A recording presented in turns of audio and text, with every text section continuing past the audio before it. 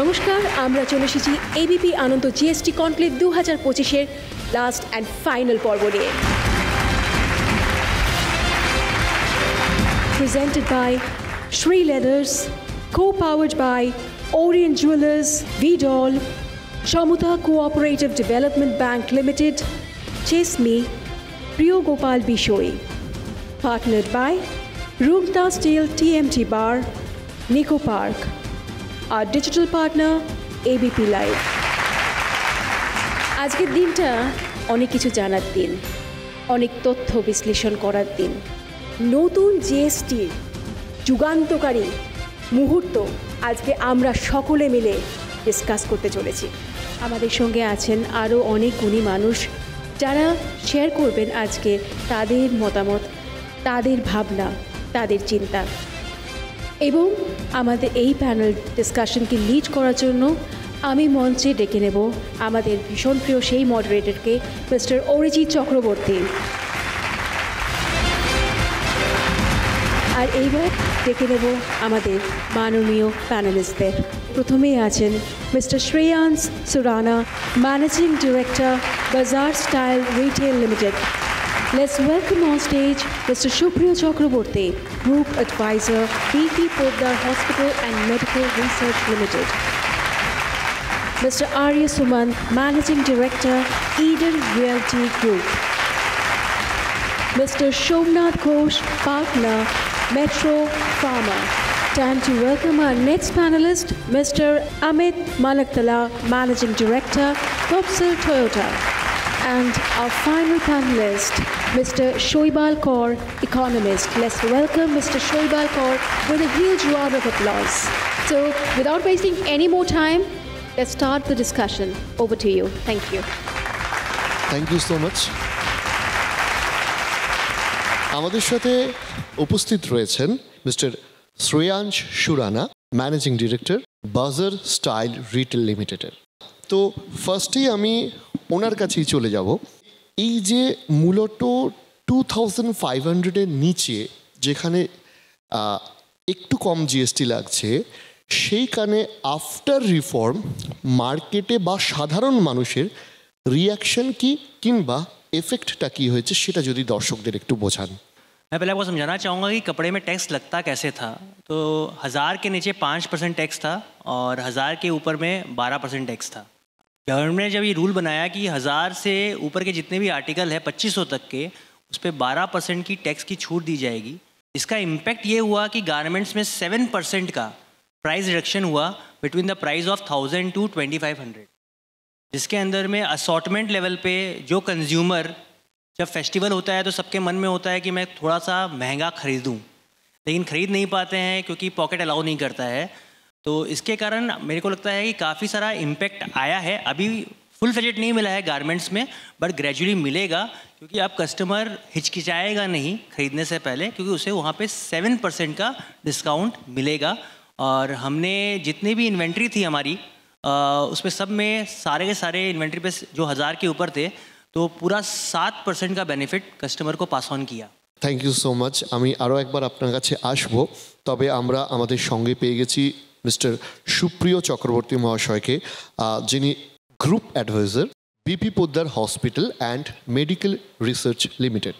Mister চক্রবর্তীর কাছে আসবো এই প্রশ্ন নিয়ে, সেটা হচ্ছে যে চিকিৎসা ক্ষেত্রে বা হসপিটালে মূলত আমরা শুনছি যে 5000+ যে সমস্ত বেড ভাড়া পার ডে রয়েছে সেখানে এক রকমের জিএসটি রয়েছে এবং তার তলায় জিএসটি নেই।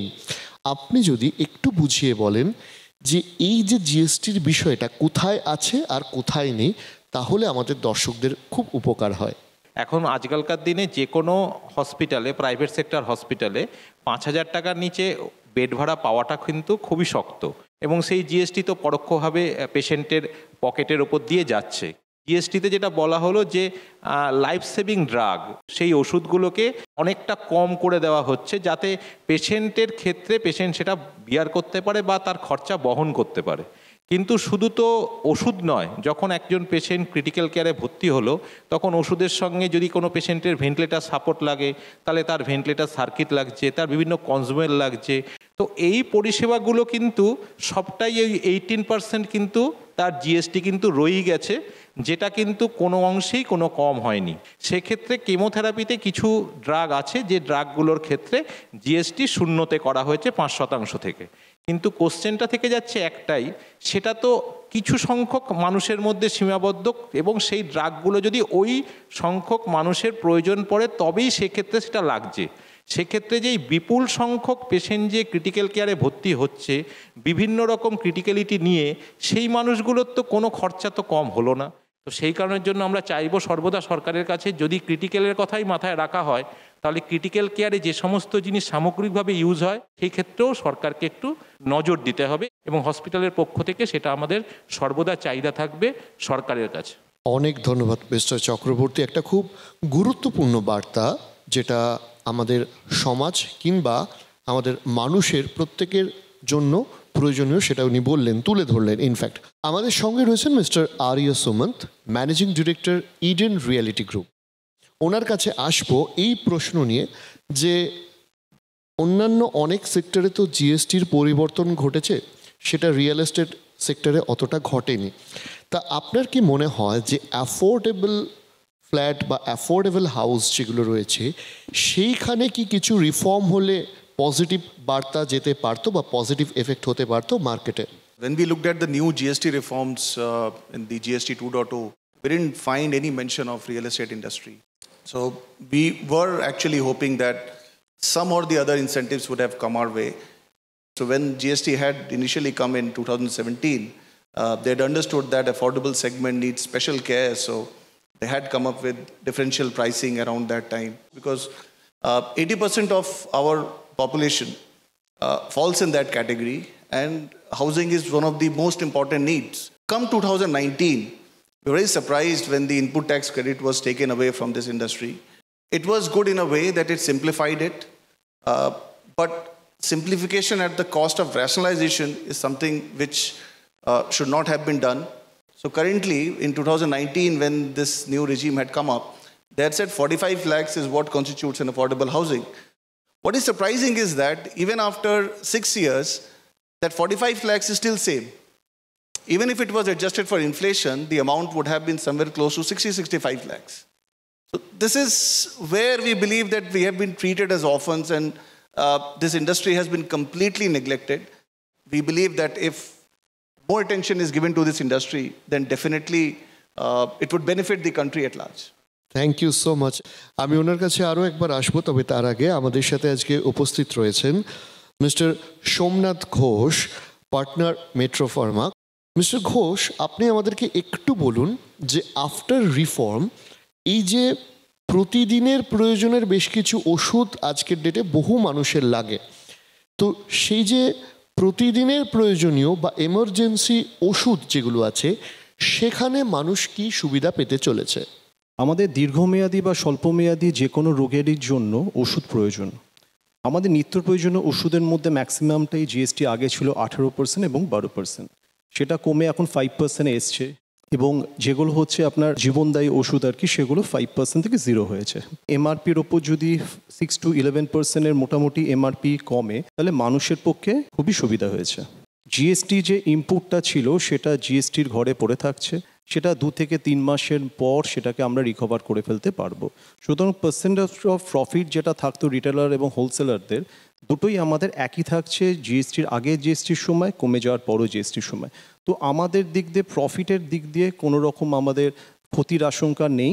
যেটা থাকছে, আমাদের টাকাটা কিছুদিনের জন্য ব্লক হয়ে থাকছে, যেটা জিএসটি কাউন্সিলের পরবর্তীকালে আমরা সেটা রিকভারি করতে পারবো। থ্যাংক ইউ, অনেক গুরুত্বপূর্ণ তথ্য তুলে ধরো। আমাদের সঙ্গে রয়েছেন mister Amit Manaktala, managing director Topsel Toyota unit of Topsel private limited.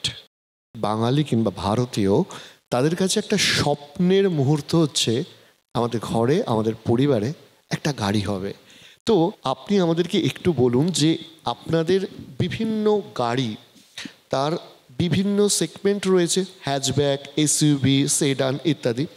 তো কোন ধরনের গাড়িতে কি কি বর্তমানে জিএসটি পড়ছে এন্ড কাস্টমারের ক্ষেত্রে, আর দ্বিতীয়ত হচ্ছে জিএসটি 2.0 আফটার রিফর্ম এখানে কি কি পরিবর্তন ঘটেছে সেটা যদি দর্শকদের একটু বুঝিয়ে বলেন। Auto industry has visibly been one of the largest beneficiaries of the GST reduction. এই বছরে যে বাজেট অ্যানাউন্স হয়েছিল, government announced a reduction in the income tax. That automatically meant that we as consumers would have more disposable income in our hands. Thereafter, the second card which has been played of reduction of GST, so that has served to increase the demand. The rate, which was 28% GST, has been reduced straight away by 10 percentage points to 18%. What this translates into is that একটা যদি mid-level hatchback গাড়ি, ভেবুন Toyota গ্লান্সা কিংবা বালেনো, Maruti বালেনো, the cost of the vehicle has reduced by almost 1 lakh rupees. So as a result of this reduction, the industry has greatly benefited from this GST 2.0. Thank you so much. আসবো ওনাদের কাছে এরপরে, তবে আজকে আমাদের সঙ্গে রয়েছেন প্রখ্যাত ইকোনমিস্ট মিস্টার শৈবাল কর। মিস্টার করের কাছে যেটা জানতে চাইবো সেটা হচ্ছে যে জিএসটির শুরু থেকে একটা বিষয় নিয়ে খুব ধোঁয়াশা কিংবা দ্বন্দ্ব থাকতো, সেটা হচ্ছে স্টেট ভার্সেস সেন্ট্রাল, কে কতটা রেভিনিউ পাবে। আপনার কি মনে হয় আফটার 2.0 জিএসটির এই রিফর্মের পর এই বিষয়টার কি সমাধান হলো, নাকি জটিলতা বেড়ে কিংবা থেকে গেছে? প্রথম যখন জিএসটি আলোচনা হয় তখন ডক্টর মনমোহন সিংয়ের আমল, কিন্তু তখনও করা যায়নি কারণ স্টেটগুলোর বিভিন্ন রকম আপত্তি ছিল। ফাইনালি যখন 2017-তে এই পদ্ধতি ইমপ্লিমেন্টেড হলো ভারতবর্ষে, তখন এক ধরনের আন্ডারস্ট্যান্ডিং হলো যে রাজ্যগুলো একটা বড় সময় পর্যন্ত একটা কম্পেনসেশন পাবে। জিএসটি আপনারা জানেন যে একে মূলত গন্তব্য নির্ধারক ট্যাক্স বলা হয়, যাকে বলে ডেস্টিনেশন ট্যাক্স, অর্থাৎ যেখানে উপভোক্তা কোনো কিছু কনজিউম করছেন, কিনছেন, সেইখানে ট্যাক্সটা আরোপ করা হয়। ফলে যে রাজ্যগুলোতে কনজামশন বেশি, যেমন ধরা যাক পশ্চিমবাংলা, সেখানে ট্যাক্সের সূত্র এবং সেখান থেকে সেটা ফেরত যায় কেন্দ্রের কাছে, কেন্দ্র সেটাকে বন্টন করে। এখন মুশকিল হলো যে কেন্দ্র এবং রাজ্য দুতরফেই বহু ট্যাক্স কিন্তু জিএসটির আওতায় চলে গিয়েছে। জিএসটির আওতায় চলে গিয়ে রাজ্যগুলোর ভাড়ার প্রায় শূন্য। সেটা যতক্ষণ না কেন্দ্র থেকে আসছে ততক্ষণ কিন্তু রাজ্যের নিজস্ব কার্যনির্বাহী খরচ চালানো ভীষণ শক্ত। এবং এই 2.0 যেটাকে বলা হচ্ছে নতুন জিএসটি রিফর্ম, তাতে কিন্তু এই সমস্যা আবার ফেরত এসেছে। কারণ জিএসটি যে রেটে কমলো সেই রেটেই যে আপনার চাহিদা বাড়বে এরকম কিন্তু কোনো গ্যারেন্টি নেই। ফলে যে পরিমাণ রেভিনিউ কমেছে সেটা যে ফেরত আসবে সরকারের ভাণ্ডারে, এমন কথা তৎক্ষণাৎ বলা সম্ভব নয়। অনেক ধন্যবাদ মিস্টার কর। আমি আবার আপনার কাছে আসবো, তবে আমি আরও একবার ফিরে যাচ্ছি মিস্টার সুরানা তার কাছে। সেটা হচ্ছে যে একটা ধরুন স্টক এলো, ফ্যাশন ইন্ডাস্ট্রির কিছু এলো, সেটা হয়তো 3 মাস 4 মাস 5 মাস স্টকটা থাকছে। এবার ধরুন এই যে জিএসটি রিফর্ম হলো এবং নতুন জিএসটি ইমপ্লিমেন্ট হলো, এইখানে ধরুন ছোট যারা রিটেলার রয়েছে তাদের কি কোনো অসুবিধা হচ্ছে? जैसा आपने बोला कि इन्वेंट्री में थोड़ी डिफ़िकल्टीज़ आई थी, बट क्योंकि हमारे सिस्टम्स इतने स्ट्रॉन्ग है तो हमने सीधा सिस्टम्स में एमआरपी को रिड्यूस कर दिया। तो जैसे एमआरपी रिड्यूस किया तो कस्टमर को उसका बेनिफिट पास होना शुरू हुआ। लेकिन जैसा आपने बोला कि ये मैं भी गवर्नमेंट से बोलूँगा कि जब भी कोई इनिशिएटिव लेते हैं तो उससे पहले छोटे जो वेंडर्स हैं उनकी ट्रेनिंग बहुत इंपॉर्टेंट है, बिकॉज सबके पास में उतना बड़ा सेटअप नहीं होता है कि वो रातों रात चेंज कर पाए। हमारे पास था, हमने कर दिया, बट छोटे छोटे व्यापारियों को दिक्कत हुई थी इसमें। Thank you so much, thank you so much. আমি মিস্টার চক্রবর্তীর কাছে আরও একবার চলে যাব। আপনি বলছিলেন যে কোন বিষয়টা হলে বেটার হতো বা কোনটা হলে সাধারণ মানুষের উপকার, যেখানে শুধু বেড ভাড়া নয়, সেখানে ক্রিটিক্যাল কেয়ারের যে মেশিন থেকে শুরু করে ওষুধ থেকে শুরু করে কোন বিষয়টা হলে সাধারণ মানুষের উপর অর্থনৈতিক বোঝাটা বিপদের সময় একটু কমবে। যেমন একটু আগে সোমনাথবাবু বললেন, তিনি বললেন যে আমাদের কিছু মেডিসিন ছিল যেগুলো 18%, 12%, সেগুলো 5% এসছে, কিছু মেডিসিন 0-তে চলে গেছে। এবং সেক্ষেত্রে ওনার যে জিএসটির পার্টটা সেটা কিন্তু উনি 2-3 মাসের মধ্যে ইনপুটটা পেয়ে যাচ্ছেন। হসপিটালের ক্ষেত্রে কিন্তু যখন হসপিটাল মেডিসিন কিনছে তখন তাকে কিন্তু জিএসটি দিয়েই কিন্তু মেডিসিনটা কিনতে হচ্ছে, যেটা 5% এসছে সেটাও জিএসটি দিয়েই কিনতে হচ্ছে, কিন্তু হসপিটাল কিন্তু কোনো ইনপুট পাচ্ছে না। সেই কস্টটা কিন্তু আমাদের যারা পেশেন্ট আছে সেই কস্টটা কিন্তু বিয়ার করছে, যেহেতু হসপিটালের ক্ষেত্রে কোনো ইনপুট ফেসিলিটি গভর্নমেন্ট দেয়নি। যখন একটা রোড অ্যাক্সিডেন্ট পেশেন্ট আমাদের হসপিটালে আসছে, সে কিন্তু বিবেচিত হচ্ছে না সে কোন হসপিটালে গেলে তার কস্টটা বিয়ার করতে পারবে। কিন্তু এই যে পেশেন্টের ট্রিটমেন্ট যে শুরু করতে হবে বা শুরু করা হলো এবং তার যে বিভিন্ন ধরনের টেস্টগুলো করতে হলো, সেগুলো কিন্তু সবটার ক্ষেত্রেই কিন্তু কোনো জিএসটির পরিবর্তন কিন্তু ঘটেনি।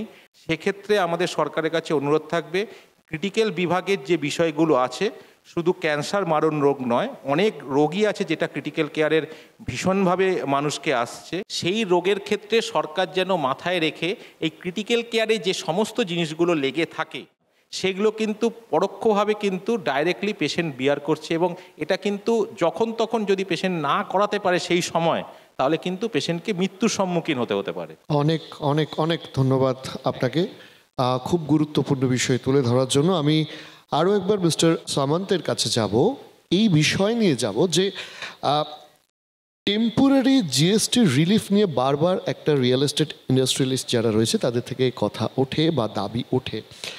আপনি কি মনে করেন যে এইটার ফলে যারা সাধারণ মানুষ আছে তাদের কতটা উপকার হবে? আর দ্বিতীয়ত, অ্যাফোর্ডেবল যে হাউসগুলো রয়েছে সেইখানে যদি কিছুদিনের জন্য টেম্পোরারি একটি জিএসটি রিলিফ পাওয়া যায়, তাহলে হয়তো অনেকের স্বপ্ন ছিল একটি ঘরবাড়ি করার জন্য, তিনি সেই স্বপ্নটি পূরণ করতে পারেন। Real estate industry as a whole has done very well. But if you look at all the reports from last 2 years, 3 years, you will find it is the premium segment which has done well. But if you look at the other numbers, if you look at, as I mentioned, if you have to make housing affordable, then you have to come up with some incentives which directly affect and which are significant. Ajke ekta affordable project where the margins are low, why are you creating that additional pressure when the project is being handed over to pay a significant amount of money for unsold flats to the government? So, deferment bollen. So this is a deferment that they can bring. Why not structure it for, say, next 5 years? As I mentioned again about the bottom of the pyramid, so the bottom 70-80%, that is what is India. Is the country getting benefited with this boom? So these things, if they are brought in, it will actually help the consumers and it will make our economy grow by leaps and bounds. Thank you so much.